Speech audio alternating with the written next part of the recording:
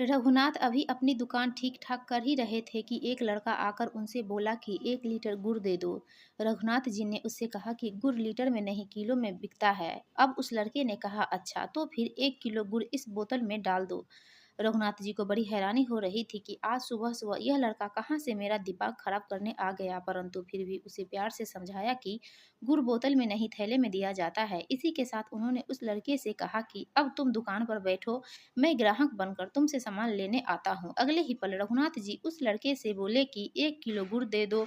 लड़का बोला कि बोतल लाए हो क्या? रघुनाथ जी को समझ आ गया कि यह लड़का बहुत ही जिद्दी किस्म का है, इसे इतनी देर से समझा रहा हूँ, लेकिन यह ना जाने किस मिट्टी का बना हुआ है कि अपनी जिद छोड़ने को तैयार ही नहीं। एक बार तो रघुनाथ जी को मन में आया कि इसे धक्का देकर अपनी दुकान से निकाल दूँ, लेकिन अगले ही पल उनके मन में विचार आया कि क्रोध करने का मतलब यह है कि दूसरों की गलतियों की सजा स्वयं को देना। इस विचार के मन में आते ही उन्होंने उस लड़के से कहा कि मैं तुम्हें एक जिद्दी राजा की कहानी सुनाता हूँ।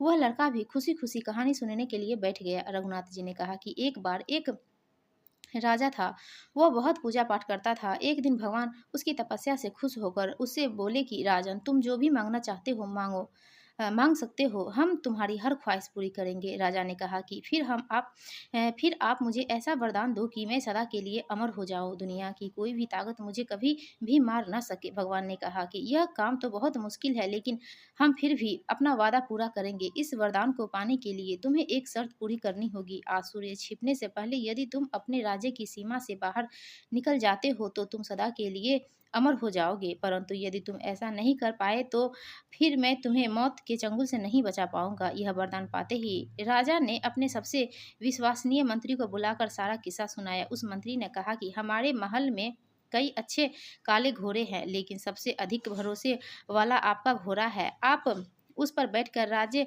की सीमा आसानी से पार कर सकते हो। राजा ने मंत्री से कहा कि हमारे पास सबसे तेज दौड़ने वाला तो सफ़ेद घोड़ा है, फिर तुम मुझे काले घोड़े पर जाने के लिए क्यों कह रहे हो? मंत्री ने अपनी राय देते हुए कहा कि सफ़ेद घोड़ा थोड़ा पागल किस्म का है, उसके ऊपर हम अधिक भरोसा नहीं कर सकते। राजा ने मंत्री को डांटने के साथ उसकी हिदायत को अनदेखा करते हुए सफ़ेद घोड़े पर बैठकर राज्य की सीमा से बाहर जाने का फैसला कर लिया। सारा दिन भागते-भागते घोड़ा और राजा दोनों ही बुरी तरह से थक गए थे, लेकिन सदा के लिए अमर होने की लालसा में राजा हर हालत में सूर्य के छिपने से पहले सीमा के पार करना चाहता था। इसी मनसा के चलते वो सफ़ेद घोड़ों को लगातार दौड़ाए जा रहा था। तभी घोड़ा राज्य की सीमा से कुछ दूरी पर ही था कि वह हताश होकर बुरी तरह से लड़खड़ाकर गिर पड़ा।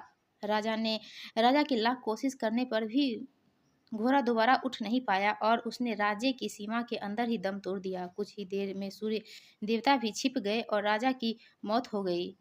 जब राजा देवलोक पहुंचा तो उसने भगवान से खफा होते हुए कहा कि आपने मुझे धोखा किया है। यदि आप मेरे घोड़े को नहीं मारते तो मैं सदा के लिए अमर हो सकता था। भगवान ने कहा कि तुम अपने मंत्री की बात हमेशा मानते थे, लेकिन इस बार उसकी बात मानने की बजाय तुम उसे उल्टा डांट कर अपनी जिद के चलते सफ़ेद घोड़े पर निकल गए। तुम्हारे सफ़ेद घोड़े का अंतिम समय और उसकी मौत की जगह उसके जन्म से ही निश्चित थी। यदि इस बार भी तुमने अपने मंत्री की बात ढंग से सुनी होती तो तुम सदा के लिए अमर हो सकते थे, क्योंकि तुम्हारे काले घोड़े की अभी बहुत उम्र बाकी है। दुकान पर बैठे उस लड़के ने कहा कि आप मुझे यह कहानी क्यों सुना रहे हो? रघुनाथ जी ने उससे कहा कि तुम्हें यह कहानी इसलिए सुनाई है क्योंकि अभी तुम्हारे सामने सारा जीवन पड़ा है। तुम्हारी भी हर बात में जिद की आदत को देखकर मेरे मन में यह विचार आया कि तुम तो अभी कच्ची मिट्टी की तरह हो, जिस भी सांचे में ढाले जाओगे ढल जाओगे।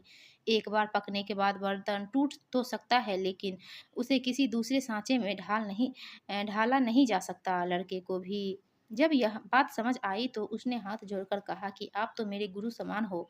आज से मैं वो ही सब करूँगा जो कुछ आप सिखाएँगे। रघुनाथ जी ने कहा कि फिर आज से यह वादा करो कि कभी भी जिद और गुस्सा नहीं करोगे, क्योंकि जिद और गुस्से में क्रोधित व्यक्ति अपना मुँह तो खोल लेता है, परंतु उसकी आँखें बंद हो जाती है। कोई भी व्यक्ति जिस तरह उबलते पानी में अपना प्रतिबिंब नहीं देख सकता, इसी तरह गुस्से में कभी भी कोई ज्ञान ध्यान की बात को नहीं समझ पाता। इसलिए कोई भी अंतिम निर्णय लेने से पहले हमें सदा उसका शांत मन से सोच विचार कर लेना चाहिए।